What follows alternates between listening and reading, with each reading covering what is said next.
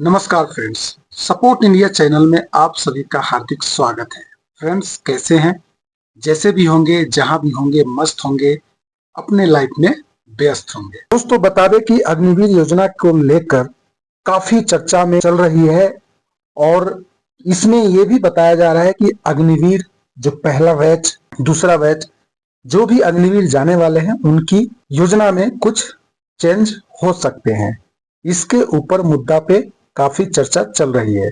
तो आइए कुछ बातें करते हैं जो न्यू अपडेट अग्निवीर के लिए आया है। तो शुरू करते हैं दोस्तों। इससे पहले आपसे विनती है कि इस वीडियो को स्किप ना करें। तो स्टार्ट करते हैं दोस्तों। 2022 में शुरू की गई अग्निवीर योजना, जिसमें तीनों सेनाओं के थल सेना, नौसेना और वायुसेना में युवाओं को 4 साल की अवधि के लिए भर्ती किया गया था। इन युवाओं को अग्निवीर कहा गया है।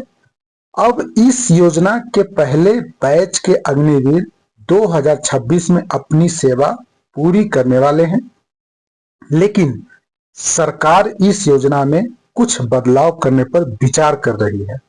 रक्षा मंत्रालय के सूत्रों के अनुसार 3 बड़े मुद्दों पर चर्चा चल रही है। पहला, अस्थायी तौर पर सेना में शामिल किए जाने वाले अग्निवीरों की संख्या बढ़ाई जाए, या दूसरा, अग्निवीरों की सेवा अवधि 4 साल से बढ़ाकर 6 या 8 साल की जाए, और तीसरा, जो अग्निवीर कार्य मुक्त होंगे उन्हें किन सुविधाओं का लाभ दिया जाए। हालांकि ऐसा माना जा रहा है कि अस्थायी तौर पर रखे जाने वाले अग्निवीर की संख्या 25% से ज्यादा नहीं की जाएगी, क्योंकि इससे भविष्य में पेंशन का खर्च काफी बढ़ जाएगा, जबकि योजना का मकसद ही सेना में युवाओं की भागीदारी बढ़ाना और पेंशन का बोझ कम करना था। रिपोर्ट्स के मुताबिक तीनों सेनाओं से इस योजना पर मिले फीडबैक में कार्यकाल बढ़ाने की सिफारिश की गई है। खास तौर पर नौसेना और वायुसेना में तकनीकी कामकाज करने वाले अग्निवीरों को 4 साल से कार्य मुक्त करने से प्रशिक्षित और अनुभवी जवानों की कमी महसूस हो रही है। इन सेनाओं में टेक्निकल ट्रेनिंग में समय और समाधान दोनों ही काफी लगते हैं, और जब जवान 4 साल में सेना छोड़ देते हैं तो अनुभव की निरंतरता टूट जाती है। थल सेना के लिए भी यह एक चुनौती बनती है, क्योंकि लगातार नए जवानों को प्रशिक्षण देना कठिन और समय लेने वाला काम है। ऐसे में यह संभावना है कि सरकार अग्निवीरों की सेवा अवधि बढ़ाकर 6 या 8 साल करने का निर्णय ले सकती है। इससे जहां सेनाओं को प्रशिक्षित जवान लंबे समय तक मिल सकेंगे, वहीं युवाओं को भी स्थिरता का कुछ और समय मिलेगा। इसके अलावा सरकार यह भी सोच रही है कि जिन अग्निवीरों की सेवा समाप्त हो जाएगी उन्हें क्या क्या सुविधाएं दी जाए। चर्चा है कि जिन्हें चिकित्सा सुविधाएं और कुछ ऐसी सुविधाएं दी जा सकती है जो गैर पेंशनधारी सैनिकों को मिलती है। यानी भले इन्हें पेंशन न मिले, लेकिन कुछ बेसिक सुरक्षा और सहयोग सरकार की तरफ से जारी रहेगा। अब बात करेंगे योजनाओं की। तो दोस्तों, अग्निपथ योजना में सेना में भर्ती हुए युवाओं को पहले साल 30,000 महीना वेतन मिलता है, दूसरे साल यह बढ़कर 33,000, तीसरे साल 36,500 और चौथे साल 40,000 हो जाता है। लेकिन इसमें से हर महीने 30% राशि अग्निवीर सेवा निधि फंड में काट ली जाती है।